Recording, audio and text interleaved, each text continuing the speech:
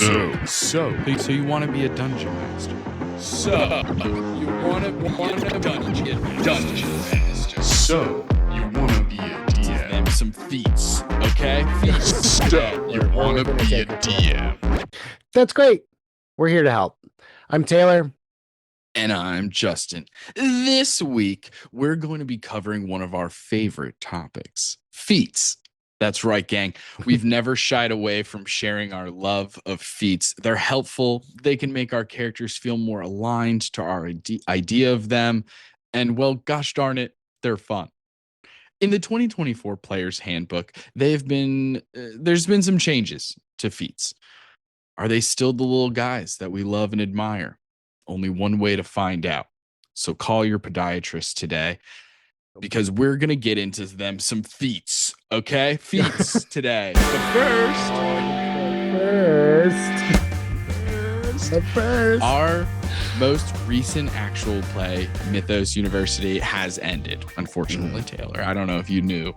Did it really? We just wrapped on season 2. I think it was a rousing success. So much fun. It's available on YouTube. Go check it out. Also on the podcast, obviously. You will have seen it pop up. But we're going to be slowing down our actual play production schedule in terms of like publishing actual plays. It won't necessarily be every single month of the year, but we still have some incredible things in the pipeline. And I wanted to maybe give a little teaser. Yeah. We've definitely got a lot of actual plays still in the works, but I think just the production quality and the production value that we want to put into it, it's not conducive to, and every week, every month, we have something rolling. Yeah. Especially we want to focus on other parts of our brand too.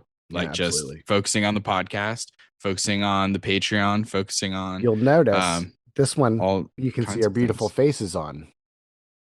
Is this a sneak peek to come? I don't know. This could be a glimpse into the future. Possibly. Who knows? But let's talk about some of these stories. We have some things in the pipeline that are just so good.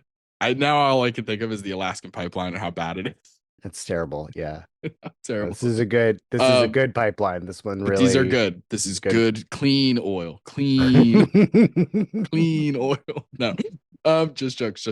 No, but one of them is us dipping into other systems. Yeah. Trying out other TTRPGs, gang, in terms of actual plays.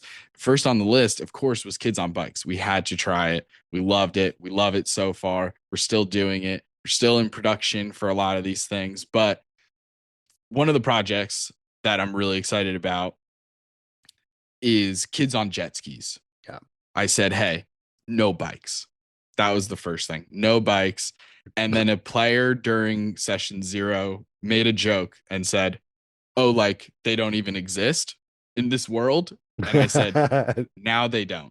And I took that idea, I ran with it. And so now bicycles do not exist in this world, to the point where, this is a tiny spoiler, it's not going to give away too much, but anytime someone rolls a nat 1, a kid named Kyle Jacobs shows up, no matter where you are, what you're doing, what the nat 1 was even in reference to. Kyle Jacobs will show up and he'll start trying to pitch you his idea for the duo cycle. A crazy invention. And it's so funny because throughout the whole thing, everyone's like, that'll never work. They went You're an idiot. It went from unicycle to tricycle. There was no middle ground. Although I'm pretty sure the bicycle came first. But I'm really thinking about maybe tricycle. Who's to say? I don't know. Who's to say? Who's to say? We'll never know. Nobody knows. The world and may we'll never know. Yeah. And we'll never know. Those are those big penny farthing things with the giant big wheels. So Kids on Jet Skis. The fun thing about Kids on Jet Skis is that it's like we have a mystery going on. It's a group of high schoolers. They all have their different tropes, kind of. There's the popular girl, the goth, who used to be friends when they were younger, but then like a tragedy happened within their friend group, like a genuine one, not like a just, kids being kids bullshit, like a genuine thing that doesn't come up until a later episode. Jesus Christ, dude, that episode killed. It was like, what a change, because the most of the show is so funny and Uh-huh. interesting, and like, but then every once in a while it's like, no, these characters are built, like developed. Like it was crazy how fast everyone came together. So that's one project. Mm. Kids on Jet Skis. Be Yeah. on the lookout. So fun. And then we have It's a Small World, which if you're a Patreon member, hey, go check out the Patreon gang. All this bonus content out there that you can get access to, you know, Mhm. not including or also including um homebrew material, all kinds of cool stuff. The Clown College Bard just dropped. The Yeah. Ink-Blooded Fighter will be coming next. But so if you're a member of the Patreon, you will have heard the bonus action episode about Small World by now. So you're familiar. But for those Mhm. who are not familiar, you're just playing as a teeny tiny person inside Little of guy. a normal sized world. Mhm. So it's like The Borrower, Secret Life of Ariadne. That project is in the works right now, and it is action packed. So yeah, for being the little smallest people in the planet, it is very action packed. There's so much. There's mystery. There's intrigue. There's arcane horrors. Oh my gosh. Yeah, it gets It's wild. bigger than life itself. Some Yeah. could say. Yeah. And Yeah. It's a Yeah. Small World. Um, that I can't wait for, because it's our fun version of a genre in a way Yeah. that's, I think, unique to our styles. I don't know. It's Yeah. very Yeah. fun. Yeah. Yeah. It's a good cast. And then So we dip also is back. this one. We dip back into Kids on Bikes, but this time it's a little different. Everyone's playing adults. There are different modes of solo transportation throughout the story, but Mhm. not really bicycles, but we make do. This is the Travel Channel presents So You Want to Be a DM presents Dial T for Truth. That's the full title. I love And that title so much. it's our homage to like ghost hunting shows and cryptid hunting shows, Yeah. Yeah. Yeah. and like a Yeah. group of conspiracy theorists who come together. Not all like full conspiracy theorists. Obviously, your Yeah. character, Trevor, is like more of the survivalist, Yeah. Bear Grylls Mhm, mhm. kind of I'm type. open. But I'm open to the idea, but I'm not like full tin hat. yeah, whereas the Sasquatch others is are like, real. birds aren't real. Right. Birds Right. Right. haven't been Right. real. Right. Such a So such a funny. fun That one's really fun fun. We game. go deep into the Amazon rainforest and things get crazy Yeah. fast. Yeah. Yeah. Yeah. It gets wild, and then it keeps getting wilder. It like there doesn't seem to be brakes on the track for this one. No. Right? Yeah. No. Like No. No. in my head it's pretty railroady, but like at the same token, I feel like this one doesn't have any. It's that Mm. game, that mini game in Mario Party, where you're on the train tracks and you're pumping the thing. Uh-huh. But if you go too fast and you hit one of these turns, Yeah. you're falling off. Yeah. Yeah. You're Yeah. falling off the track. You got to hit the brakes, and there might not be brakes on that track for that particular story. If you guys had any idea where we're at, it's crazy. We're in the past, we're in the future at the same time. Yeah. We're playing with time.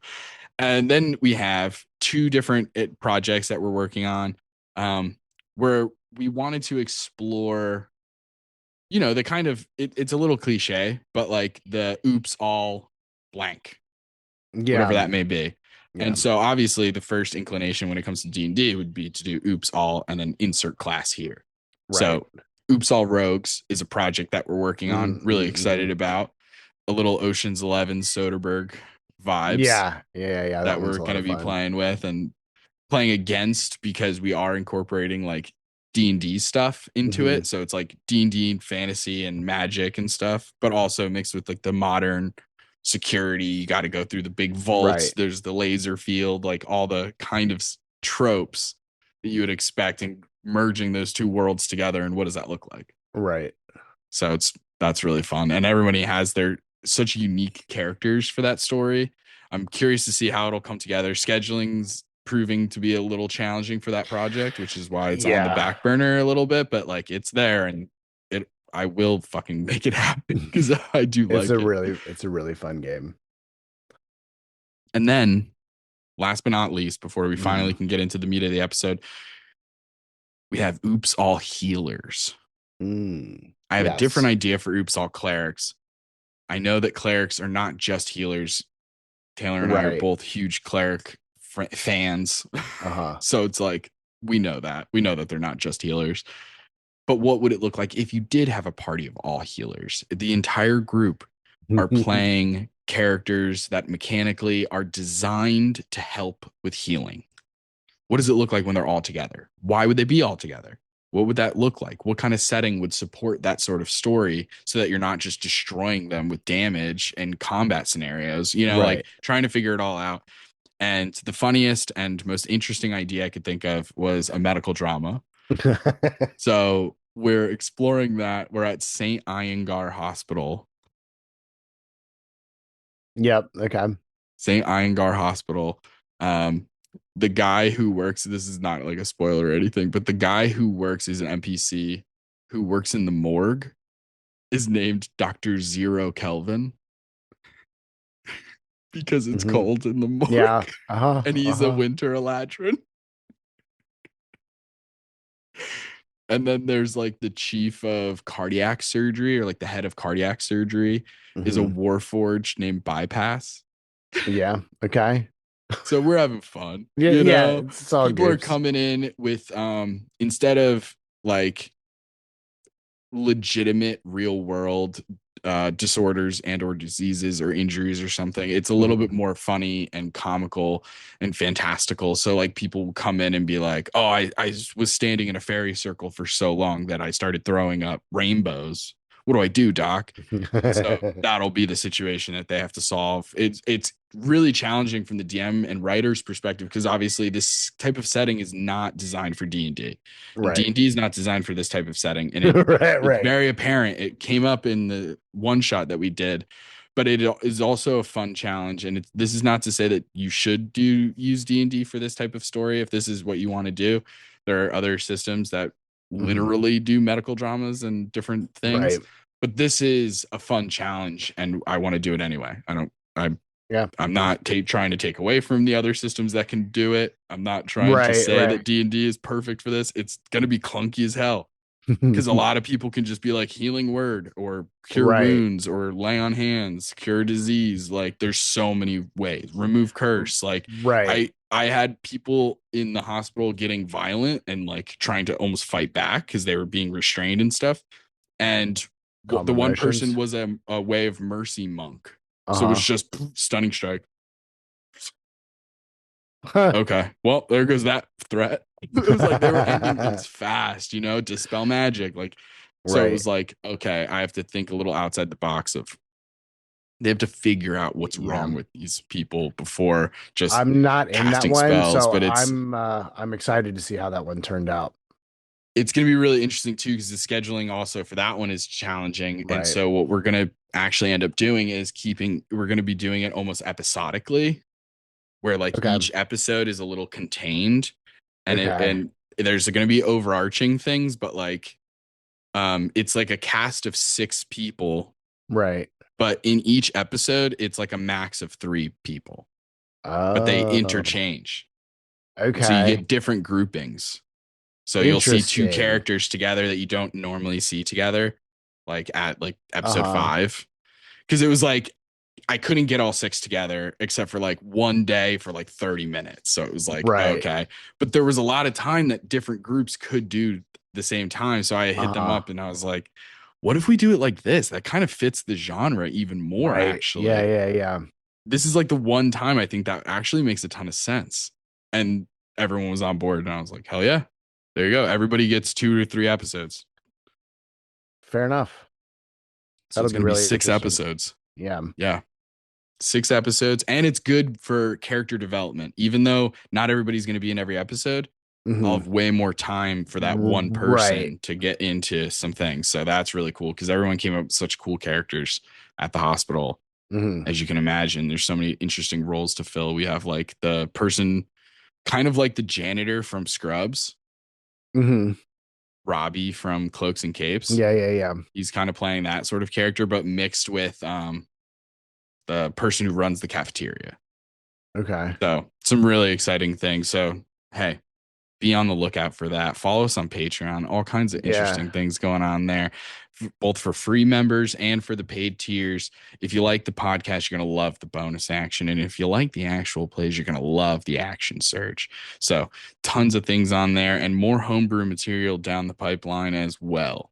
Yeah. All with that clean oil. So keep it up. Just And jokes. it goes Let's move back to a on to the meat full, of it's a the circle. episode. All right, yeah, let's get into it. So today we are talking about all the feats in Feats. 2024, like, and how they're different from the original 2014 rules. Yeah, The what's big changed? Yeah. The biggest thing is as part of your like background origin stuff, you get to pick an origin feat, which is something that kind of just comes with your background as well as your ability score increase. They've pretty much just done away with um, your species giving you a kind of set thing, like set stat bonus. Now all your stuff comes from your background, and your background Mhm. you can choose with them. There's like a set of recommended uh ability scores that you can do, but pretty much it's you can put 2 points into one thing, 1 point into another thing, or you can spread out all three against three stats.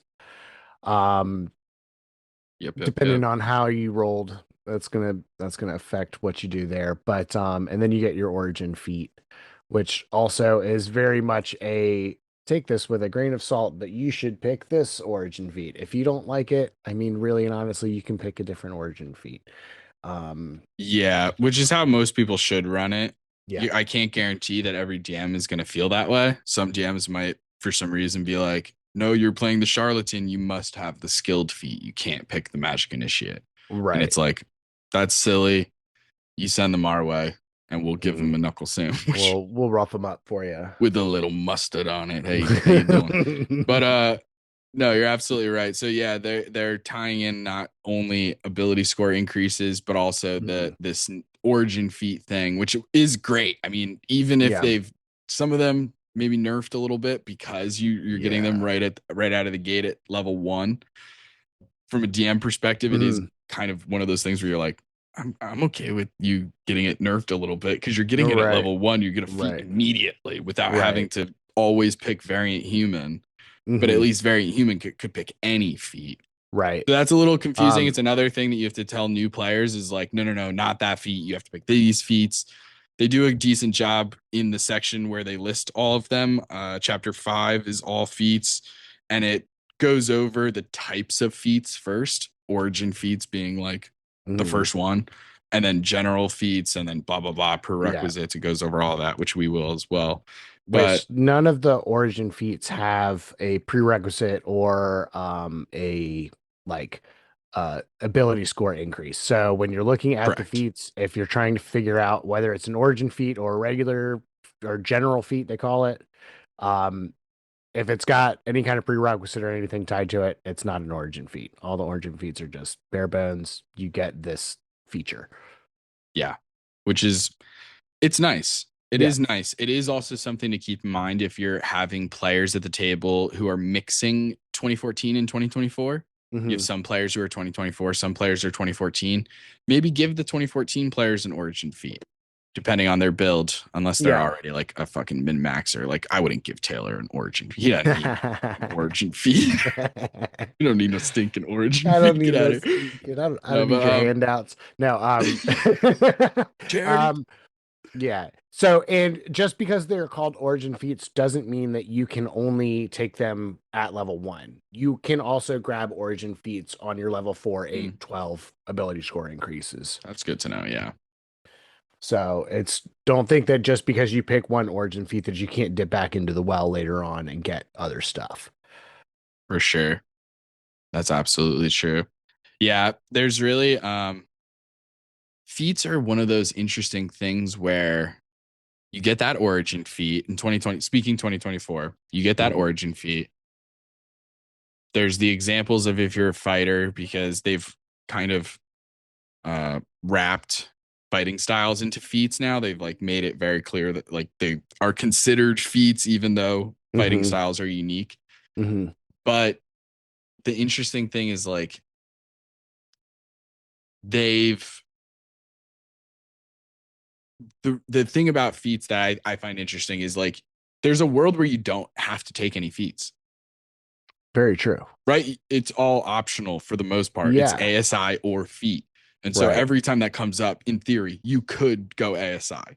Very You true. don't need to take any feats, but feats are these interesting little tiny ways of like continuing the customization of your character, both mechanically and Mhm. if you're a good role player, then also story wise as well, because you can explain a lot of these interesting feats in a story manner, as Right. well as just like, now I have a +1 to this and I can bonus action this, Mhm. like also. Um, so I like feats a lot for that reason, that it truly is like this optional part of the game that Right. 90% of people take advantage of, but still Mhm. it's like You you don't don't have to have do it. to. And Yeah, so I that mean, I like that. I generally, for most of my builds, will only take one or two feats maximum. Like maybe one of like because the ability score increase on its own is like the bee's knees. I'd Yeah. much rather have the higher scores on stuff for my I kind of rolls. feel similarly. Yeah, And like there's so a yeah. like I didn't take any feats for Kaladin until recently. Like very recent, other than Warcaster. I took Warcaster as very So like good. Yeah. my first one. And then after that, that's pretty much it. Just ASIs. Yeah. I Yeah. mean, I feel similarly. I like getting to 20 in my main stat just because it affects so many things, Hmm. especially when you're a spellcaster, because spell save DC is like game changing. Yeah. When it goes up by one, it is like Hmm. monumentous, Right. right? Like it's so big. But okay, so feats. We Let's talk like about them. them. We're a fan. Yeah. I do enjoy how some feats will overlap in different ways, which we can get Hmm. into, of like feats that go well together. And Hmm. I think that's always really fun. It's also always an interesting thing to plan, um, like a build around a feat or two, Right. Yeah. because you really can. You can Sometimes, like yeah. Yeah. Sometimes that's where a character comes from, you know? it's I've huge. definitely done that. I don't think I've done it around a specific like feat like this, but I did build our most recent little kind of one shot home game thing. I built that whole character around that shadow step feat. That whole Oh, character was from just from the Shadow our Monk. Yeah, yeah. I built that whole character around that one ability. And yeah. it worked out really good. Mechanically, it's such a fun way to start thinking about a character. Mhm. It's so hard for me. We'll get into it, but I can't not think of Polar Master every time, and doing Yeah. Polar Master Sentinel and all these like Hmm. stacking all these different things, especially if you have fighter because of how many fucking feats you get. Yeah. Oh my God. Anyway, so we have our origin feats. These are the ones that your character would have learned along the way. This is part of their background, mechanically speaking, if you're going by that, but also like backstory, like Right. role play wise. This is something that your character already had coming into adventuring. So This that's a is kind fun of way to like start thinking about it. yeah, either jobs or hobbies that you had before this. This is kind of where these abilities are coming from. Yeah, 100%. And so right off the bat, we got alert, pretty Alert. basic. Um, you're getting a bonus to your initiative that you can add, which is your proficiency bonus. You're just proficient in initiative. Add Hmm. that to your bonus, no problem. And you can swap your initiative with the initiative of one willing ally in the same combat, unless they're incapacitated. Yeah, Which, so what a shitty I way to have start combat. I have feelings about alert because this is also in 2014 and I feel like swapping initiative with an ally I would I I would forgo that for the 2014 version, which is you're immune to being surprised. Yeah, and you get that little bonus to Yeah, initiative. It's just a +5, which is right. like almost it's the second highest your proficiency bonus can ever get. Right, exactly. And So you like, already get a plus and five. it's immediate. It's immediate +5. You Yeah. can't be surprised. And It saved creatures you Abria and Igar's life in yeah. the 7 in Dimension 20. I don't know if you Mhm. saw that season. Holy shit. Yeah, Her character, spoilers, oh wow. her character gets stabbed in the back by a Mhm. rogue. And so Right, it's like assassin rogue, like you're about to get critted on so much right, extra damage, right. sneak attack, it's all doubled. And Brennan's like in his fucking villain era, and Uh, Abria has like rules lawyers herself and is like, uh, wait a minute, I have alert, like I can't be surprised. And Brennan, you see Brennan's entire face drop, and it's like all of these women start laughing at him, and it's so funny. It's such a funny scene. But yeah. anyway, so But yeah, yeah, alert used so to be dope. exactly. And now it's kind of, I feel like it's nerfed. I agree. Like, I kind of agree with the sentiment that, oh, you get it at level 1.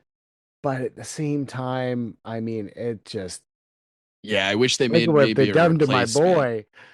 I wish they maybe made a replacement. Call it something Right. different. Yeah. Make it a higher a general fee and Yeah. let Yeah. us Yeah. not be Yeah. surprised.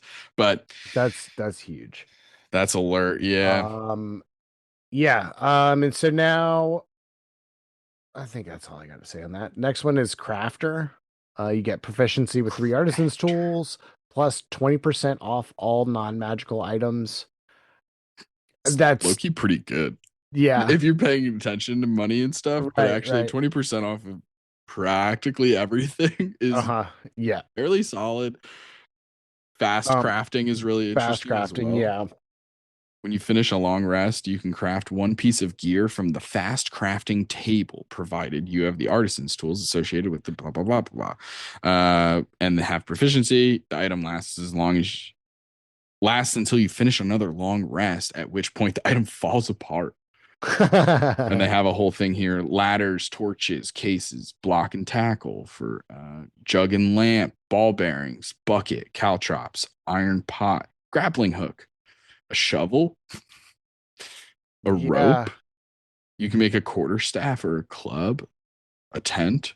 So all kinds of stuff. But you have to be proficient Interesting. with those tools. Right. Right. And you do get to gain proficiency with 3 tools, as you mentioned at the top. So I Yeah. mean, it's a fun idea. That brings a lot of role play and out of combat stuff to your character. Right. So that's That's a good for really like cool a idea. downtime type of ability. Yeah. Um, Healer is a little different now. I think this is just a kind of general benefit, though. When you Yeah. use the healer's kit, you can expend and roll one of its hit dice to heal. So the healer's kit has a pool of hit dice that you can use. You do add your proficiency bonus when you're doing that. Um, when you heal with the feature, with this feature or with a spell, you can also re-roll ones, but must use the new result. So that applies to any kind of healing that you do with this feat. If you roll a 1 during the healing, you can re-roll it, which is very nice. Whoa. That's awesome.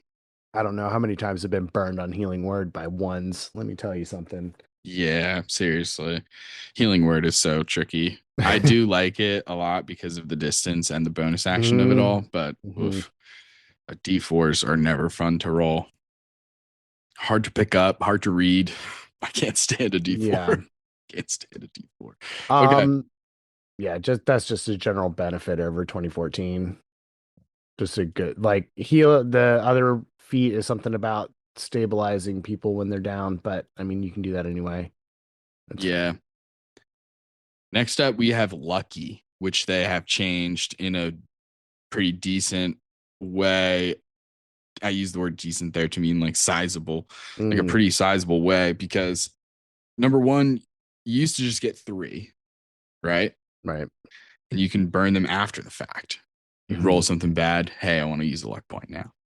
But now it's you have a number of luck points equal to your proficiency bonus. So starting at 2 all the way up to 6. And you can spend points on the benefits below. You regain all of your luck points when you finish a long rest. So that's kind of Okay. similar. But you can either do advantage when you roll a d20 for a d20 test, you can spend a luck point to give yourself advantage on the roll. So now Okay. you're doing it beforehand. Got it. It's like heroic inspiration. Right. You're just giving yourself advantage. It's not a re-roll. Or it's Okay. not like heroic inspiration, actually. Right. Or disadvantage when a creature rolls a d20 for an attack roll against you. So specifically an attack roll, you can spend a luck point to impose disadvantage. Okay.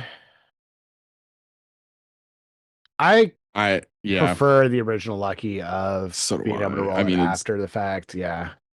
I've never even had it, the lucky Mhm. feat before. I've Yeah. never built it into a character because there's so many good feats. But Yeah. like I have always wanted it because it just Mhm. seems dope. It seems awesome. I know I have players in some games who use it when they have a part of their character build that's like very contingent on like if you roll bad, something bad is going to happen. And Right. then they have the lucky feat so they can just at any point pull this out of their butt. And I'm like, Mhm. what the hell? You're never going to fail this roll. You're never going to misfire your rifle. Like, what the hell? Right. Gunslingers. But yeah, so the lucky feat, some big changes. Next up is probably low key the best one. Yeah. Oh, yeah, definitely. This one gets a huge glow up in 2024, the Magic Initiate. Um, I will say it restricts you slightly. You used to be able to have Magic Initiates for each like spellcasting class. Now it's specifically just cleric, druid, or wizard. Um, Yeah, that's like a theme with 2024. yeah, Like they yeah, just took yeah. all the fun out of you Mm, can't of picking spells from random ass classes. right. They're like, Yeah, no, only these main ones. right. Okay, but what Lame. I want to pick from Paladin, I want to pick from Boo. Warlock, and get out of here. Sorcerer, give me that sorcerer spell list. Boo. Anyway, but other than that, I think all good things. You get two cantrips and a level one spell from one of those spell lists. You can replace the spell on a level up. You can change it when you want, whenever you level up. You don't have to like retake the feat. Although this one you can actually double down on subsequent things and take this multiple times. This is one of the few origin Very feats that true. you can take multiple times and stack it. So you can get a bunch of spells this way. You choose you get to choose which spellcasting modifier for this you want to use as well, which is That's also huge. massive. That's Because yeah, huge. you choose wisdom, intelligence, or charisma as your spell casting modifier. Yeah. So Regardless of which class you're choosing from. Because in exactly. the past, it was tied in where it was like, If it's if wizard, you're you're doing choosing from Wizard, you're doing intelligence. intelligent. Yeah, Right. exactly. So it's dope.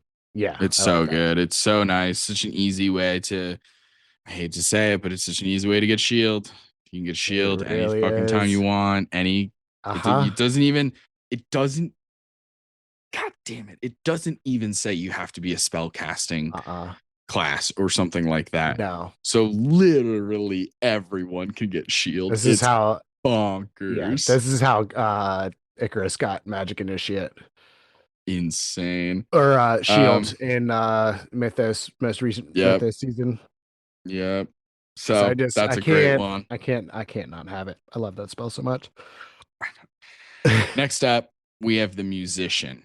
This one's a lot of fun. I've never taken this Yeah. one or even really thought about it because if I'm playing a bard, I already have so many musical instrument proficiencies, and I've never, as a DM, as a player, I've never encountered a single person who's like, well, you don't have flute written down on your list, so Right.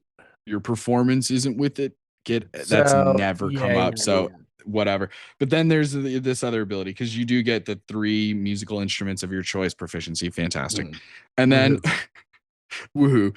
And then as you finish a short or long rest, you can play a song on a musical instrument with which you have proficiency and give heroic inspiration to allies who hear the song. The number of allies you can affect in this way equals your proficiency bonus. So That's pretty great. solid. Yeah, that's a really Pretty great solid. thing to just add to it's short or long rest and you give everybody heroic inspiration. That's Yeah. really good. I mean, it's equal to your proficiency bonus, so Right. Yeah, but I you're only mean, giving it to two most people in the beginning and then right. all the way up to six. Depends on the size of the party, Depends on but the party size, but yeah, I mean, it really is just a really it's good. huge. Yeah, it gives it a mechanical thing. Or originally there was like the musician feat in 2014, I think. I'm Mm. looking right now. Might have been something they added. They No, added a bunch in no, it's not. Tasha's, which But some of them yeah. stayed in, like we'll eventually see in the general feats, like Faye Mhm, touched and stuff. But mhm. um But yeah, no, so but I mean it just gives you a mechanical reason to play instruments other than it's it's just huge rather than it just sitting on your character sheet untouched.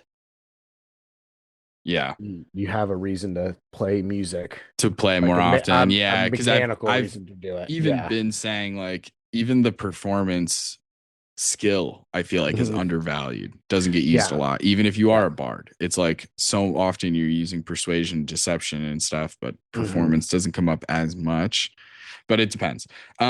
So next we have the savage attacker for our melee friends out there. You've trained to deal particularly damaging strikes once per turn. When you hit a target with a weapon, you can roll the weapon's damage dice twice and use either roll against the target. Ooh. So you're rolling damage with advantage, Hmm. essentially, and you get Yeah. to pick whichever one. Which is an interesting phrasing that it would say you get to pick whichever one as opposed to just you pick the higher. Right. Like it's like maybe you do want to do less damage. I don't know. Like maybe that is the thing Yeah. because you're doing I don't know. Who knows? Who But knows? that's just a generally good feat. I mean, it's really Hmm. good if damage is something that is important to your build. Fantastic. Yeah, We love to especially see if it. dice rolling damage, like, because like damage for a monk is different than damage for a barbarian. Barbarian requires those Mm, 2d12 to do damage, whereas the monk has a bunch of proficiency bonuses they can stack onto it. It's just a set number. So, yeah. Savage Attacker is really good for your big barbarian, two-handed, great weapon fighting style people that rely Yeah, on because it them is big only once per numbers. turn. Right.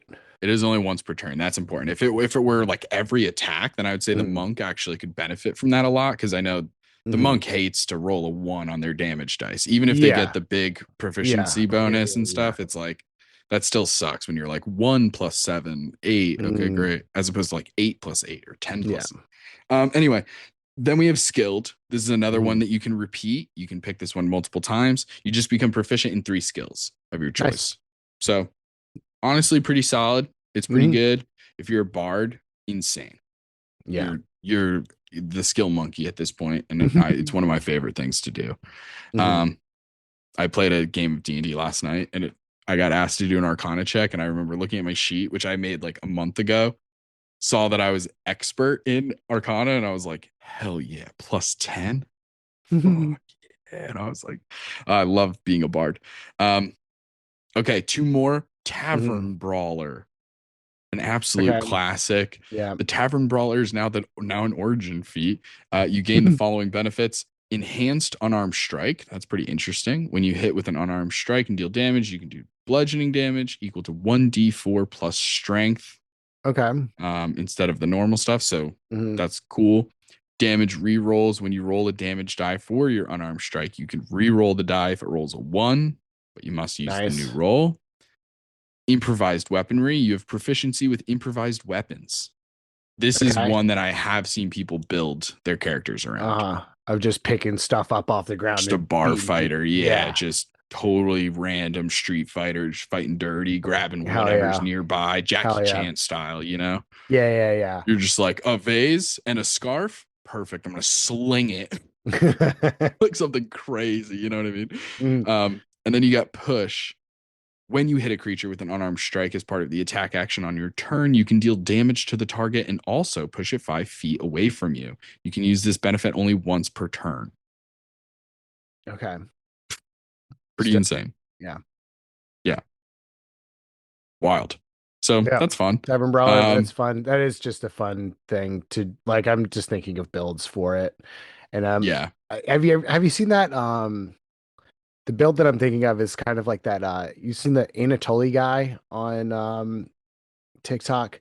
He's like dresses up like a janitor at a gym Oh, He has this yes, super heavy absolutely. I've mop. seen him. Yeah, Yeah. yeah, yeah, yeah. That's the tavern brawler kind of vibe that I'm thinking, where he's super unassuming. But with this, you have to have a high strength score for it to Hmm. matter. So Yeah, yeah, just yeah. just that really just dense build of doesn't really unassuming, doesn't look like too much of anything, and then he hits you like a freight train Hell yeah.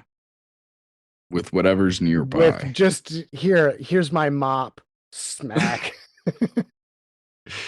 And then we um have the tough origin feat. Your uh hit point maximum increases by an amount equal to twice your character level when you gain this feat. Whenever you gain a character level thereafter, your hit point maximum increases by an additional 2 hit points. yep, I think it did Pretty something good. to your con before, or no, it is, no, it's the same thing. That's unchanged. Yeah, um I think so you're right. And it was 2 last time as well, right? Plus hmm 2. plus Yep. 2 every level, and then 2 times your Pretty level. Yeah, standard. So that's nice. I mean, it's just yeah. more hit points. I've seen people take that sort of feat to great effect. Hmm. Um, Having more hit points is never a bad thing. Always helpful to have Yes, more hit points in yes. this game. So solid as hell. And then we that brings us into the general feats. And this is where you're going to start hitting some prerequisites. Hmm. And a prerequisite, you'll see it right as it lists the feat. Right under that, it'll say prerequisite. A prerequisite is just something that you have to have or do or complete Hmm. before you're able to take that feat. Right. So it's like you must be this tall to ride this ride Hmm. Hmm. kind of thing. It'll say you must be level 4 or above to ride this ride. Take this feat.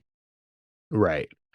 And a lot of them are stat based. General rule of thumb, it's whatever stat is being increased, you have to have at least a 13 in that stat. Yeah. Yeah. Which is Um, like one of those things that you never know. You can always ask the mhm, DM, hey, I'm right. picking up a feat. This one says I can't do this, the actor feat, because it's charisma, and I might only have a 9 in charisma, but I want to just get to a +0 instead of a -1. Like, is that Right. okay? As a DM, I can't imagine being like, no, you can't do that. I'd be like, yeah, Right. that's funny. Let's come up with a reason why. Mhm, Because your character genuinely, like, why are they becoming an actor? Like, what the fuck? right. If your character's terrible at charisma, how does this tie in? Just because I think that's important. But um, you never know Yeah. until you ask. Might as well ask. But Might as well. technically speaking, Taylor is 100% right. That's how the prerequisites work. Um, yeah. And then if it's a spell thing, you've got to be a spellcaster. If it's an armor thing, you have to be proficient with that type of armor, that type of thing. Yeah, that is Um, true. and that's pretty much prerequisites in a nutshell. We're not going to go over it for every single one of them. Also, um, a lot of them come with stat increases of a +1 in a relevant stat. Like Yeah, if it's a spellcasting thing, it's generally whatever your one of a spellcasting modifier stat, dexterity, strength, that type of stuff. yeah. And I think we'll probably just touch on them real quick as we're going through them, but we're We'll not going to just spend a touch whole on lot them of so time. We're not going to fast. spend a whole lot of time on that. Yeah, easy peasy. We'll jump right into it. So, Let's do it. first off, we have the actor. This one's a lot of fun. I want to play a character who does this actually. So, it's going to boost your charisma by 1. You get impersonation. While you're disguised as a real or fictional person, you have advantage on charisma, deception, or performance. I like that they include performance. I was just talking about that. Checks to convince others that you are that person. And I think that's fucking hilarious. I think Then that's you hilarious. get I like that they delineated fictional people in there too, like actually specifically put out. get you thinking. Uh-huh. Uh-huh. No, I am Huckleberry. I'm your Huckleberry. Um, and then you get mimicry. You can Hmm. mimic the sounds of other creatures, including speech. A creature that hears the mimicry must succeed on a insight check to determine the effect is faked. This is DC 8 plus your charisma modifier and your proficiency bonus. So kind of like a spell Wow. save DC, but with Yeah. charisma. And so, I mean, how fun. How fun. There's a billion different backstory ideas that go along with that, depending Mhm. on when you're starting your campaign. This is like a great feat to pick if you're starting at level like 5 already. And Right. so you're picking a feat to kind of start with. Mhm. Um, in addition to your origin feat, I mean. But I like actor a lot. Actor's Okay. fun. Next one's athlete. It says going to be +1 to strength or dexterity, whichever you prefer. You get a climb speed equal to your base speed. And then you can stand up from being prone by only using 5 feet of movement. So you do the little kick your feet up, like Mm-hmm. do the little back flip. Yeah, spring up onto your whatever. You can make a running long jump or high jump with only 5 feet of movement. Rather than having to do, I think it's 15 for a running jump. Something like that. So yeah, you're big Athletic. You're an athletic. Yeah. athlete.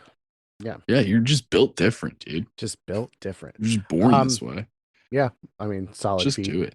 It's Just do it, amazing. okay? Freaking Nike. Um, so yeah, athlete is a lot of fun. It's another Mhm. one where it's like if you just want that little bit of extra mechanics to back up your character being buff and strong. Right. And climb speed, don't undercut climb speed. Having a climb Very speed true. is sick. Very It true. can come into play. You never know when. It's surprisingly helpful. Next up, though, we have Charger. This is like a relatively new one, Charger Crusher. There's a couple of these that came in with Tasha's, I want to say. But so for this one, you can get an ASI to your strength or dex. You improved dash. When you take the dash action, your speed increases by 10 feet for that action. Mm, So just an extra little boost. And then you get charge attack. If mhm. you move at least 10 feet in a straight line toward a target immediately before hitting it with a melee attack roll as part of the attack action, choose one of the following effects. What a run on sentence, gang. Come on, guys. Put bullet points or something. This is insane. Gain a 1d8 bonus to the attack's damage roll or push the target up to 10 feet away if it is no more than one size larger than you. You can use Okay. this benefit only once on each of your turns. So either a little bit of extra damage or you can push it. Yeah. That's pretty much what it is saying in the longest sentence I've ever read in my life. My cheeks hurt because I was This smiling as I was reading it because it was like it keeps going. There's no pauses. This definitely seems like a feat right up my alley because it's got everything. It's got the speed, it's got more damage, and it's got a push. Like it's like really, it's all the things, all the control Yeah. stuff you want. If you were playing a rogue, Hmm. would you read that as when you take the dash action, your speed increases by 10 feet for that action? Does that include the dash bonus action? I would, Because yeah. cunning action, it's yes, you're taking a dash bonus action, but it's because you're taking the dash action as a bonus action. Does that make sense language Right. wise? Yeah. So it's still an action. You're just putting it in Yeah. a bonus I action mean, it's spot just, because you're a rogue. I just kind So of then read it this would as apply. You would get the extra 10 feet on your bonus action dash, is yes. what I'm saying. Yeah. If you dash, you get extra 10 feet, Yes, exactly. Perfect. regardless Okay. of, yeah. Beautiful. But yeah, that's a fun one. The next one is Chef. This is also, I think, a new-ish one Mhm. as far as where it came from originally, but it's a very fun one. You gain proficiency with cook's utensils. On a short rest, you can up to pick 4 plus your proficiency bonus number of creatures who have expended hit dice will also gain an additional 1d8. You can also spend an hour during a long rest to create some treats for everybody equal to your proficiency bonus, like a number of them equal to your proficiency bonus that last for 8 hours. As a bonus action, whoever you give it to can eat a treat and gain temp HP equal to your proficiency bonus. So little extra health there. The replenishing meal one I kind of like. I think the bolstering treats, I think your proficiency bonus worth of temp HP Is is not very much. I think it should be at least twice that or yeah. something, like a little bit more, because as soon as you have somebody, we'll eventually get to it, inspiring leader, Mhm. way more temporary hit points, way more Yeah, right out yeah. the gate, and they can't Yeah. stack. So the chef gets immediately outplayed Right. because the idea that you would use a bonus action to get 4 temporary hit points as opposed to rolling for a healing potion is insane. Right. So I think that needs adjusting. But I agree. I do love the chef, of course. The I chef have is so fun. many different magic item ideas coming up in the works that are consumables that are just like fancy foods, but what if they were magic? So many funny ideas. Hell But yeah. okay, next up. One that I've never taken, but like I do, it's on my The list ideas really of just like martial class wise. This one slaps. Like, Yeah. but it's so specific that I almost am like, I'm never gonna. Anyway, crossbow expert. yeah. So ASI is going to your decks. Come on, obviously. You get, first of all, ignore loading, which most of us kind of do anyway. But you ignore the loading property of the hand crossbow, heavy crossbow, and light crossbow, all called crossbows elsewhere in this feat. If you're holding one of them, you can load a piece of ammunition into it, even if you lack a free hand. Firing in melee, being within 5 feet of an enemy, does not impose disadvantage on your attack rolls. With crossbows specifically, and dual wielding, when you make the extra attack of the light property, you can add your ability modifier to the damage of that extra attack if the attack is with a crossbow that has the light property, and you are already adding that modifier to the damage. Whew. So that's if you've got like dual wielding. This is like your bonus Hand action. crossbows. Bonus action offhand attack. Yeah. I mean, it's very cool. It's very crossbow heavy. It's giving Van Helsing with Hugh Jackman, right? With that fucking insane crossbow launcher he's got with like the Tommy gun sort of magazine. Insane. Okay. All right. Next one on the list is the Crusher. This is either +1 to strength or constitution. You can move a target up to 5 feet with a bludgeoning attack. So if you hit somebody with a bludgeoning attack, you can move them up to 5 feet as long as they're not more than one size larger than you. Doesn't look like there's any saving throw attached to that. You just move them.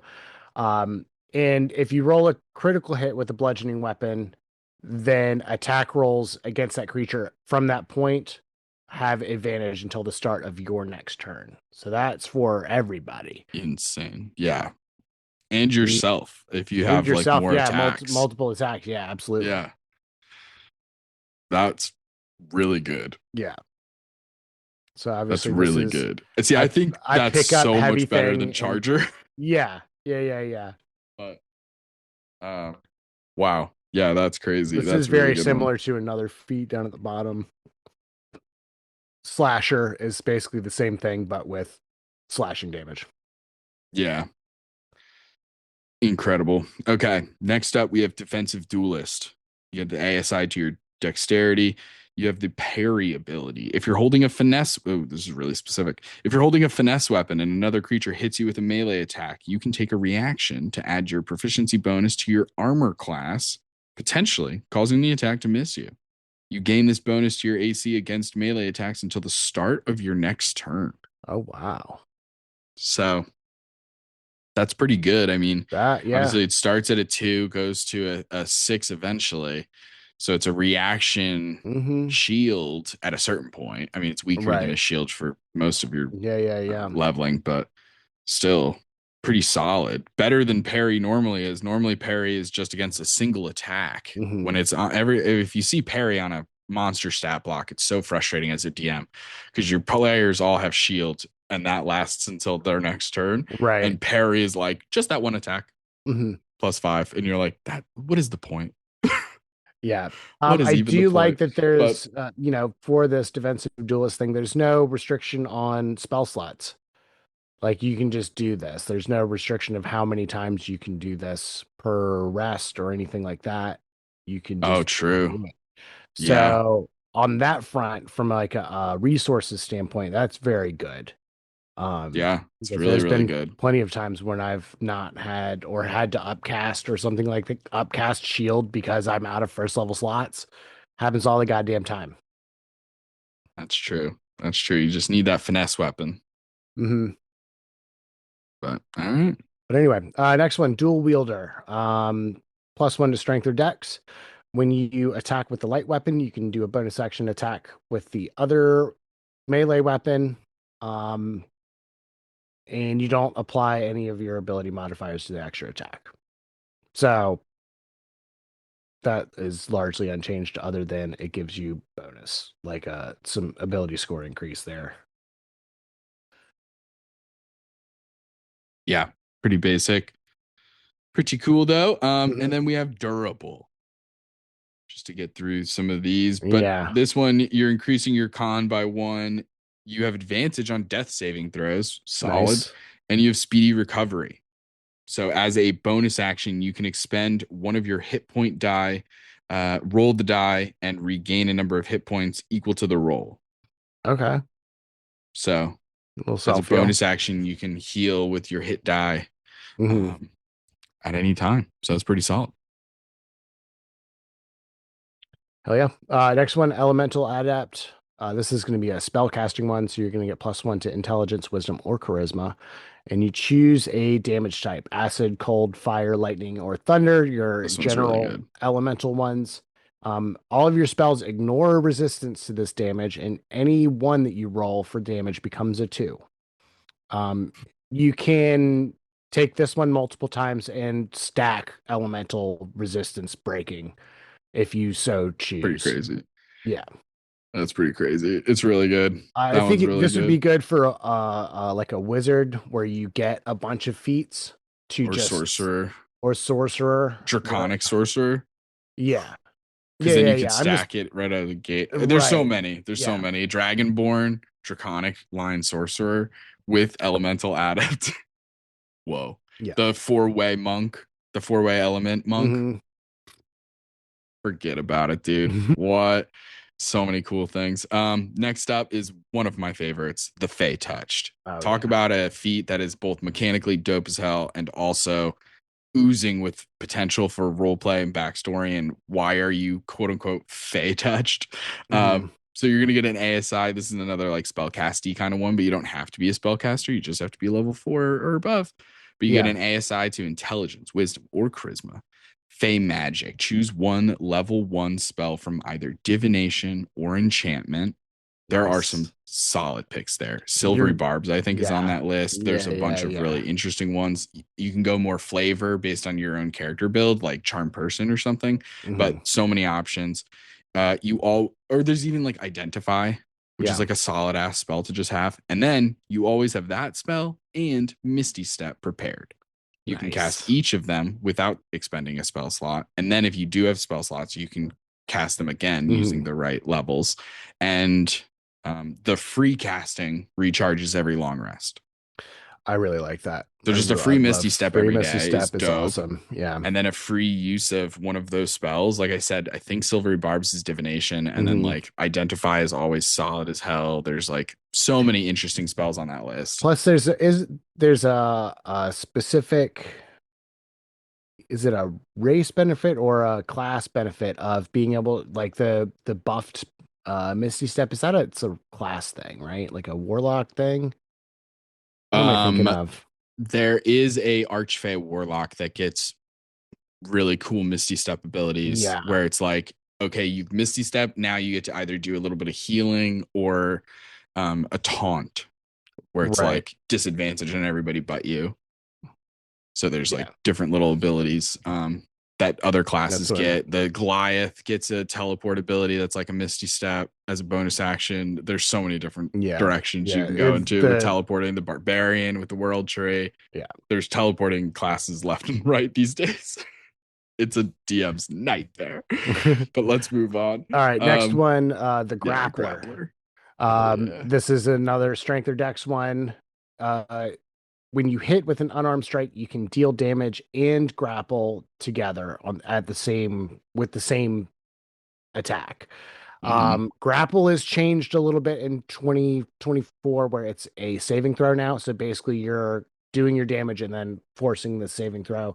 Usually you have to choose whether you're hitting or grappling or uh it's like grapple, shove, or topple. Mm-hmm. So anyway, um, you also get advantage on grappled targets, and your speed isn't halved when you drag around grappled target as long as they're your size or smaller. That's super fun. Yeah, As somebody who has this used feat is insane. grappling stuff in fun ways, check out the end of Mythos season 2. Um, Yeah, grappling is a lot of fun. Obviously, also Winnie the Pooh uses it to great effect in public domains, public domains. But yeah, very grappler. fun. Grappler. They've definitely improved it. It's way better than it used to be. Hmm. The next one, I can't be so certain. I have to try it to see, but I think the old version is way better because I like the risk taking that it used to do. Same with sharpshooter, but we have great weapon master. You're gonna get your ASIs to strength. Heavy weapon mastery is the name of the feat or the Hmm. ability rather. When you hit a creature with a weapon that has the heavy property as part of the attack action, you can cause the weapon to deal extra damage. The extra damage equals your proficiency bonus. So starts at a 2, goes all the way up to a 6. And then you get Hew, Hew. I hate this. I hate the way, I hate, why choose that word? It's so strange. Okay. Immediately after you score a critical hit with a melee weapon or reduce a creature to 0 hit points with 1. So with a critical hit, Hmm. you can make 1 attack with the same weapon as a bonus action. Oh, nice. Yeah, score a critical hit with a melee weapon or reduce. Oh, it's just saying it's score a critical hit or reduce a creature to 0 hit points with a melee weapon. Right. When it says with 1, I thought originally that the with 1 was referring to critical hit. Oh, And so that's not true though. yeah. Either A, critical Or hit, B. or B, take a creature down to 0. Right. Right. But either way, it has to be a melee weapon. Hmm. And then you get to bonus action make another attack with the same weapon, which is decent. But Yeah. yeah, it used to you used to be able to -5 from your attack roll and then add +10 to the damage, which is just Right. way fucking cooler. And Yeah. it is what it is. But let's move on. Okay. It Next sucks. one. Yeah. Next one's heavily armored. It's a +1 to strength. You do have to have proficiency with medium armor to gain proficiency in heavy armor. Yep, That's it. there you go. Um, And hey, next up, if you're proficient in heavy armor, then hey, do I have the feat for you? Heavy armor master. Okay, level mhm.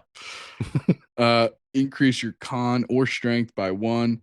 And then when you're hit by an attack while you're wearing heavy armor, bludgeoning, piercing, and slashing damage dealt by you is reduced by an amount equal to your proficiency bonus. Dealt to you, Yeah. not So by every you. single time Yeah. they're like 10 points of damage, you're like, oh, -4. So now only 6 Hmm. points of damage, which is Right. like, it'll add up. Like, that's still Hmm. good. You're already wearing the armor. So it's just like for free. You're not like Right. having to use any kind of action economy for it. So it's decent. There's just so many cool feats that feels like that's a really good feat to take, maybe if you're not trying to like have a ton of action economy stuff to think about because it Right. just happens. Right. You know, I was looking at my Bard Warlock level 9 character yesterday with Hmm. like 3 crazy magic items.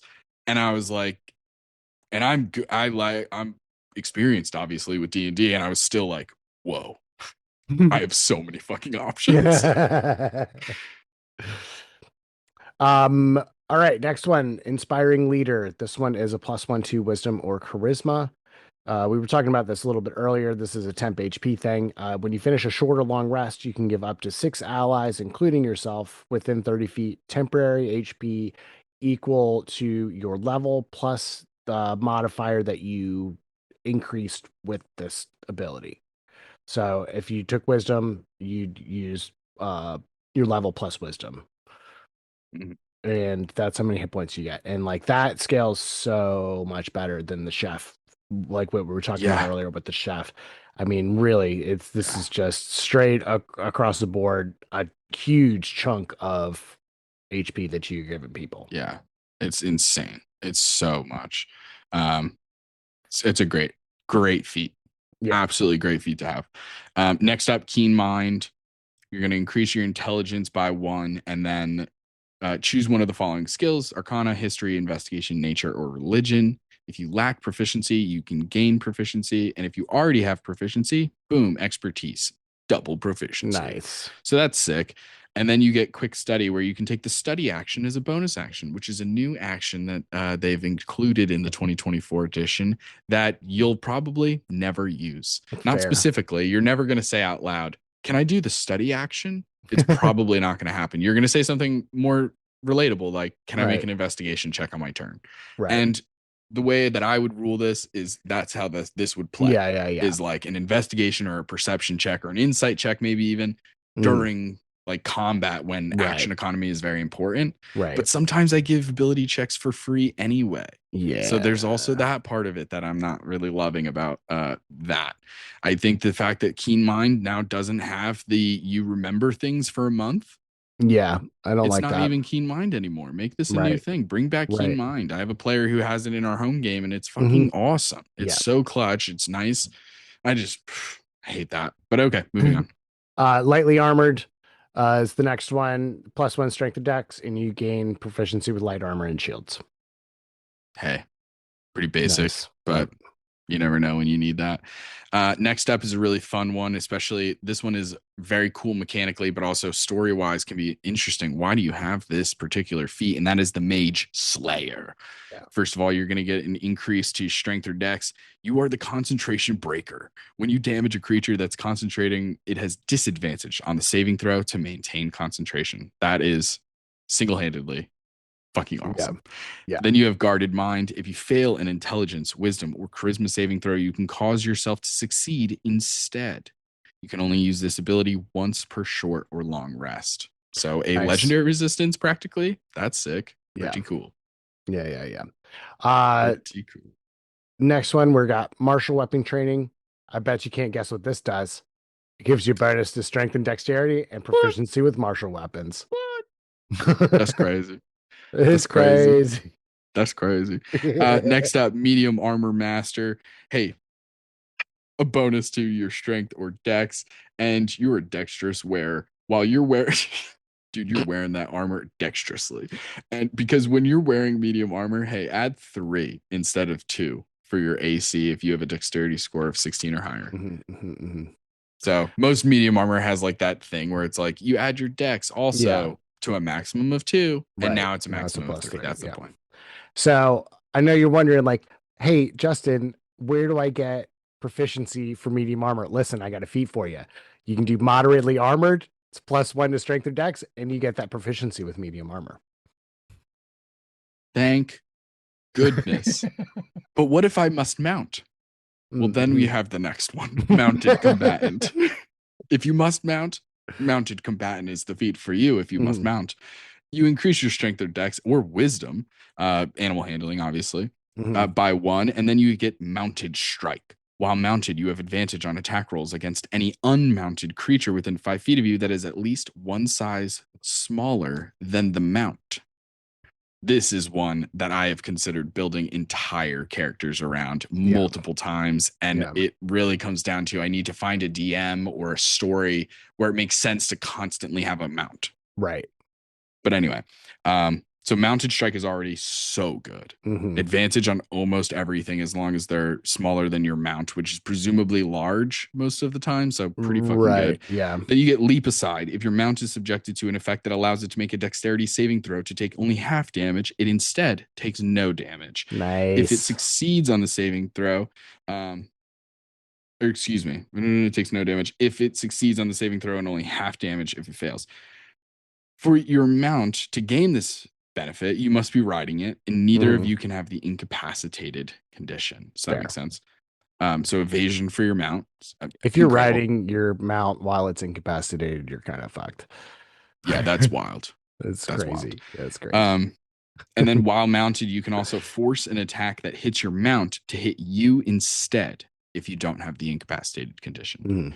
So that's you're just keeping your mount alive because Yeah. they're always going to have way less health and hit points, and health and hit points are the same, and AC, I mean, Yeah. than you do. So it's like always beneficial to kind of like take some of the brunt. And so all of these abilities make having a mount like not only just better, but like really good.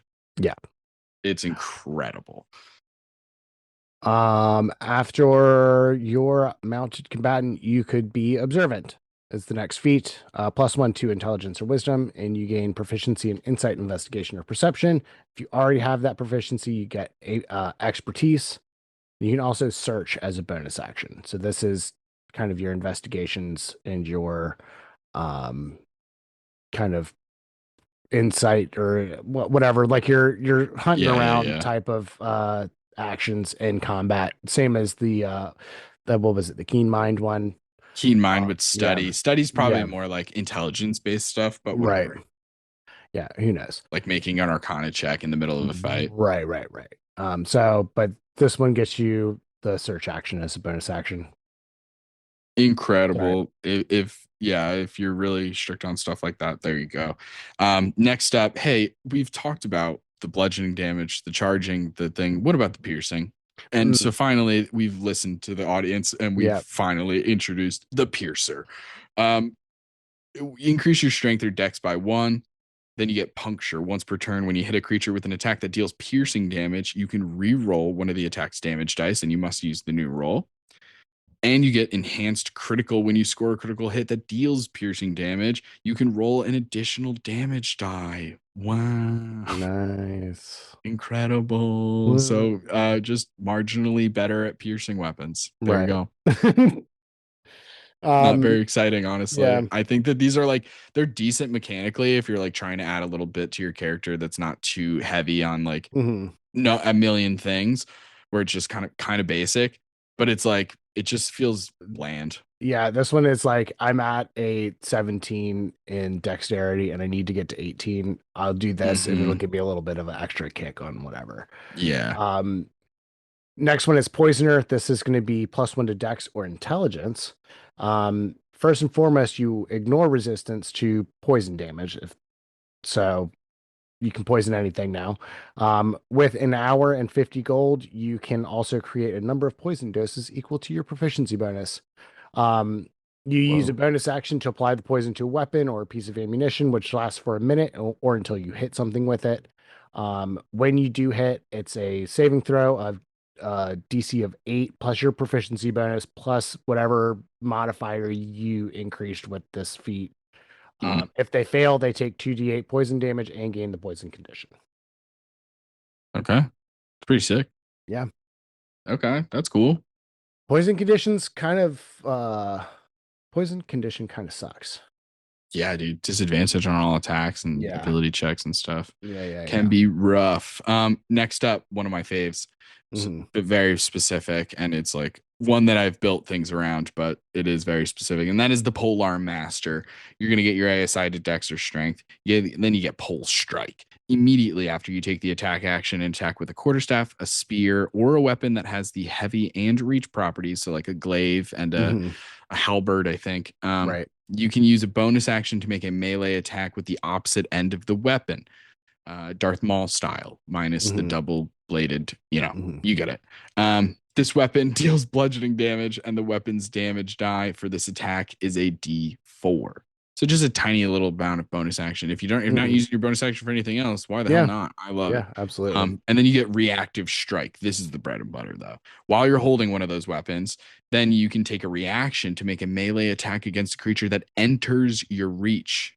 That's big. So now, instead of hit opportunity attacks only when they leave your reach, now you can also hit them when they enter your reach. Right. And So, at 10 feet, you could potentially keep them from coming towards you with a complementary sentinel feat. that is one of the biggest combos. Yeah. We might not be able to get into all the combos today, but that's a big one. There's so many feats. I maybe we're almost done. We're almost how many feats there are. Yeah, there's so many feats. Continue. Next one. Oh man, I scrolled and lost my point. Resilient. Okay. This is a +1 to anything.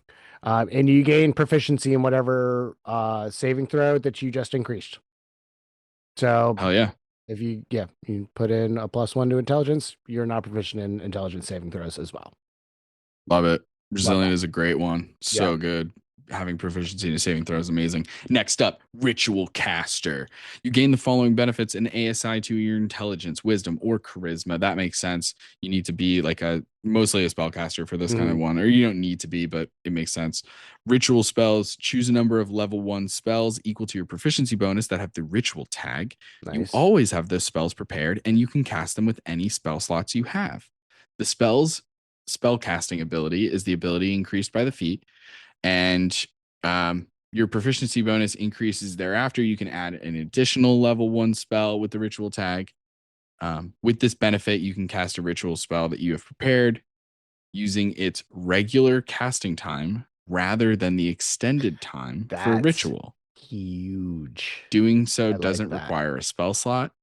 Once you cast the spell in this way, you cannot use this benefit again Hmm. until you finish a long rest. No, but that's a really good way to hack your way A into ritual casting and B ritual casting without the extra 10 minutes. Yeah. Yeah. It's Because really, not all really good. spellcasters are ritual casters, So but true. you can So get it true. and make it better with this. I like this feat a lot. Yeah. Yeah. It's really, really good. Next one, we were just talking about it. Sentinel. +1 to Mm. strength or dexterity. You can make an opportunity attack against a target within 5 feet that tries to disengage, or if they hit someone other than you. So already pretty cool breaking that disengage no matter what. And then these attacks and your normal opportunity attack. So this would also apply to your polearm Hmm. master attacks. They reduce the target speed to 0 for the rest of the turn. Yeah. Insane. Absolutely insane. Such a good feat. Comes in handy so Mm-hmm. often. It is eliminating characters, bad guys' movement like that is Yeah, insane. yeah. Insane. Um, So that's really, really powerful. Next up, Shadow Touched, sort of the antithesis of Fey Touched. Now it's the Shadow Fell, granting you Mm-hmm. magic. You get the same ASI, intelligence, wisdom, or charisma by 1, and then Shadow Magic. So this time, instead of Misty Step as the big one, you get Mm-hmm. invisibility. And Nice. instead of divination or enchantment for a level 1 spell, you Mm-hmm. get illusion or necromancy. Okay. A Now, lot of this is good, the a lot of only heavy hitters time in in the this. game that you might be able to secretively dip into paladin and or sorcerer or whatever, Mm-hmm. because it's just by school. It's not Right. by the class list of Right. spells. But you know how many illusion or necromancy spells from the paladin list aren't already on the cleric or the, Mm-hmm. so this is gonna be Mm-hmm. kind of Mm-hmm. hard. But maybe, who knows? Um, but same thing, you can cast each of the spells once per day without burning any spell slots. And Right. then if you have spell slots, you can burn those as well. So Yeah. invisibility and then one of those spells, which I usually go with like dissonant whispers, but there's some other like sneaky ones that are like kind of cool, Yeah. but you never know. So, Next one up is sharpshooter, which much like Great Weapon Master has been thrown in the pooper. This was another one where you could take a -5 on your attack roll to get 10 to the damage. yeah. And they've gotten rid of that. It's still your range weapons attacks ignore half and 3/4 cover. You have no disadvantage on long range attacks, um, or being in melee range of another creature doesn't impose disadvantage on your Which is good. range attack. Yeah, that is Yeah. just generally good. Um, but yeah, I mean, I do miss the -5 +10. It's Me too. I just like the risk. yeah, It's very fun. It felt fun to be like, ooh, maybe. right. This is how confident I am. You figuring it out, especially when you're fighting monsters that you know have lower ACs or you're getting Hmm. advantage a lot. It always felt really good. But anyway, Hmm. whatever. Um, next up, Shield Master. So you need to be proficient with shields for this one. So you're going to increase your strength specifically by 1. Then you Mhm. get a shield bash. If you attack a creature within 5 feet of you as part of the attack action and hit with a melee weapon, you can immediately bash the target with your shield, forcing the target to make a strength saving throw. 8 plus your strength modifier plus your proficiency bonus is the DC. On a fail, you can either push the target 5 feet or give it the prone condition. Mhm. Your choice. You can use this benefit only once on each of your turns. So pretty solid. And then you also Yeah. get interposed shields. If you're subjected to an effect that allows you to make a dexterity saving throw to take only half damage, you can take a reaction to take no damage if I you like that. succeed on the saving throw. So you have to do like succeed that. first, but then you Right. can take a reaction. So I like that because it's kind of like evasion, but it has Mhm. more action economy involved. You have to take the Mhm. reaction and you have to Right. already succeed. You Right. can't fail and then get half damage. So Right. I Right. like that. Feels balanced. Mhm. Next one, we're looking at skill expert. It's +1 to anything, and you gain proficiency in one skill and then expertise in one skill. Doesn't say that it can't be the same skill.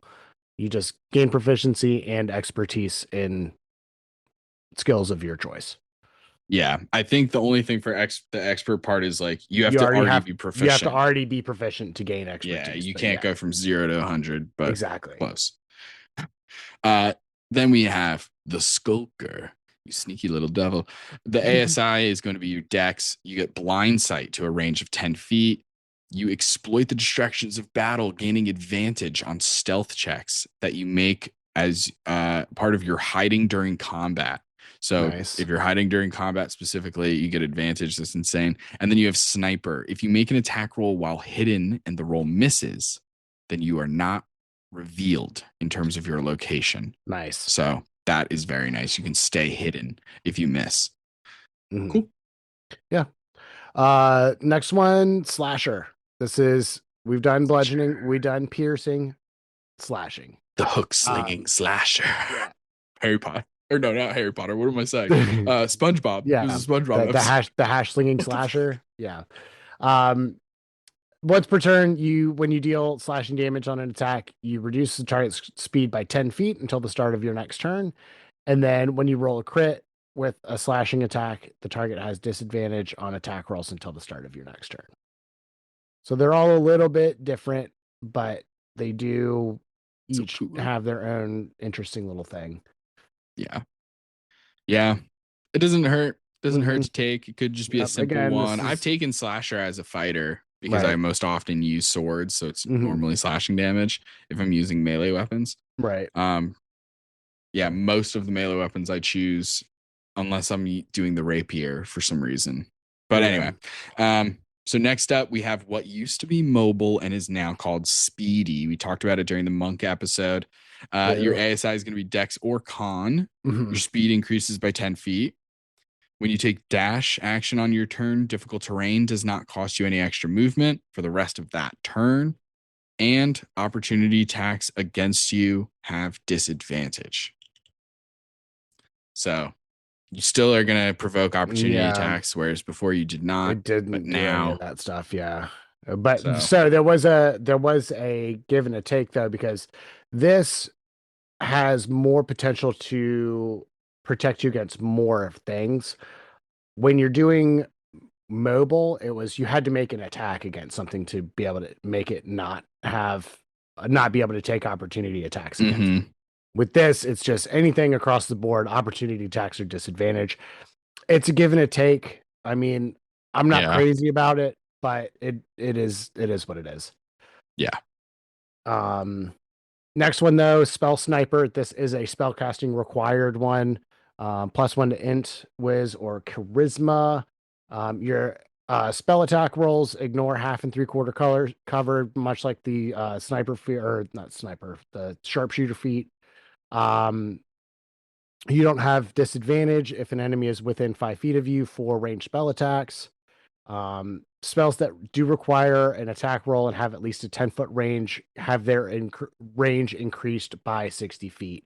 This was this is a little bit different because I think in the original one, Spell Sniper allowed you to cast touch spells up to 30 feet. hmm So give it a take. I mean, it kind of makes sense. I did really like being able to Yeah. throw. Did really like being able to throw cure wounds out to 30 feet. That's Oh yeah. huge. Oh yeah. For sure. Um, but yeah, Yeah. so that's largely unchanged though for the most part. I think it.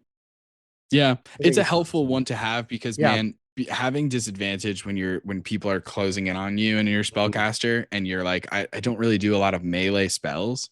Like so spell sniper, because of that casting and melee section, it's actually Mhm. it's one of those ones that's on the top of my list Yeah. often. Yeah. Plus I mean, just the vibes of blasting fucking fire bolts or eldritch blasts right in someone's face point blank is so fun. Yeah.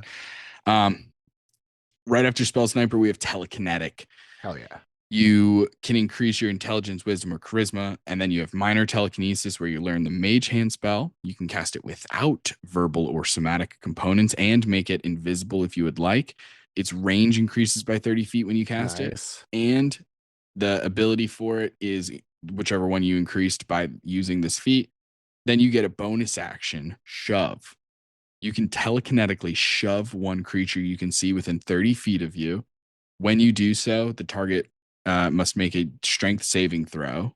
So it's going to be kind of like your spell save DC, most Mm. likely, because it's DC 8 plus your ability modifier that you increased, plus your Mhm. proficiency bonus, or they're moved 5 feet toward or away from you. Oh, nice. Polearm Master, pull them into your reach. Crazy. Crazy. Yeah. Yeah.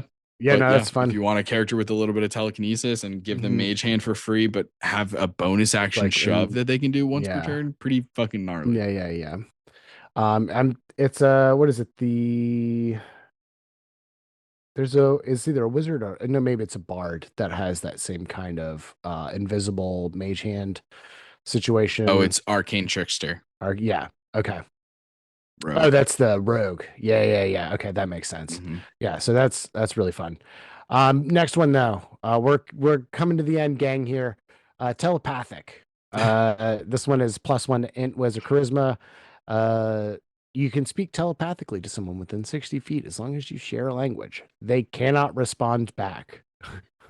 You do also learn the detect thoughts, which you can cast without components and without expending a spell slot once per long rest. And your modifier for that is going to be whatever ability score you increased with the feat. You can also cast it with the appropriate slots once you know. It's just Mm-hmm. basically you have it prepared all the time now. Easy peasy. Mm. Next up, a absolutely huge one. Only two left, gang. Thanks for sticking in. We have Warcaster. Increase Hell your yeah. intelligence, wisdom, or charisma by 1. You have advantage on Constitution saving throws that you make to maintain concentration. And when a creature provokes an opportunity attack from you with by leaving your reach, you can take a reaction to cast a spell at the creature rather than making an opportunity attack. The spell must have a casting time of 1 action and must Hmm. target only that creature. So Hmm. no Hmm. random ass fireballs or something. Right. Um, somatic components. You can perform the somatic components of spells even when you have weapons or a shield in one or both hands. So, Yeah. uh, yeah, This is good huge for to be able to your. cast spells as a reaction that way because you can blast off. Mhm. You can get really creative. Obviously, there's like interesting ones like Booming Blade, where it's going to Yeah. not only maybe hit them with an attack like a normal But opportunity attack immediately would, do but extra then damage too. potentially extra damage if they continue moving. Or you can do something really creative like a hold person. There's like a Yeah. banishment. Like it's not fucking Baldur's Gate, which nerfs the hell out of Yeah. Warcaster by Yeah. making it shocking grasp every time, which is Mhm. so dumb. But No, whatever. yeah. That when that happened, I put it down. I put Baldur's Gate down for a minute because I was trying to build my character in Baldur's Gate, and Mm-hmm. they ruined it. They ruined it. There was a My couple things. my Yeah. character is so broken in D&D when you try to translate it into Baldur's Gate. Just the little tiny tweaks that they made to things like the spiritual weapon thing is Oh totally God. useless. It's totally useless because they give Mm-hmm. it its own initiative and it never goes on my turn. Yeah. The worst. Anyway, um, Warcaster, a lot of fun. definitely a necessity if you're going to try to do the martial spellcaster combo of being up and not. I don't know how strict most people are on, oh, well, you have a sword and shield in your hand. Are you able to cast, actually do the somatic components for a spell or something like that? I know we generally play rather willy-nilly with equipping and unequipping weapons and such. But yeah, it is what it is. Final one, the last one. And this Final one, I was one. looking at it. I'm very intrigued that you can't take this more than once. Weapon Master. Yeah. So, +1 to strength or dexterity. You gain a weapon mastery property of a simple or martial weapon that you're proficient with. You can Yeah. switch it to a different weapon after a long rest, but you only are ever going to get one weapon mastery for any of the weapons. And you can only have one specific one at a long rest. You can't take it multiple Is there times. anything that says you can't pick this more than once? Yeah, there are only specific ones that are specifically delineated that you are allowed to take more than once, like Elemental Adept and those origin feats. A feat can those only be taken. Yeah, you're right. Okay. Yeah, Has to say so repeatable. Whoa. yeah, so it's not repeatable. That's so You can't have more crazy. than one. So you can literally only have one That's so weapon mastery at a crazy. time. I can't stand that. Yeah. I wish Or as Weapon versatile as Master they was an made- origin feat. Yeah. It should be an origin feat Yeah. because they've made it such a cool and exciting part of the game, and to withhold it in this way and put it behind a feat wall, if you will, instead of a paywall. I mean, it's bad. That makes me sad because I want my Valor Bard to have this. I want my monk to have this. Like, what are we doing? It's so silly. Now I know you're going off of like a site, right? Yeah. So I'm in the book. There actually is another one right before we get into like fighting style feats and the epic boons, which we'll cover in a later episode. I do have one right here, and they're in alphabetical order. It is Z Tap. Thank you, Big Tap, for absolutely dare you. I was like, the no French advertisement that you've all right, provided no, with that's us all with we Z can Tap. get into this Merci, time. You can find us on and TikTok and thank Instagram you. at So You Want to Be a DM, or you can ask us a question at soyouwannabeadm@gmail.com. If you like the episode, don't forget to give us 5 stars and a review wherever you found us. And check out the Patreon or Twitch and the merch with the link in the description. Join us next time for more Dungeon Master tips and tricks. Bye. And now, I have the honor of giving a shout out to the members of our Patreon gang. Numuffins, may Palor's light shine upon you. Marsavies, have you watered your flesh prison lately? And then there's Elijah, Molly, Tappy, and Linguini. Gang, we appreciate and love you. Tune in next time for more tips and tricks from So You Wanna Be a DM.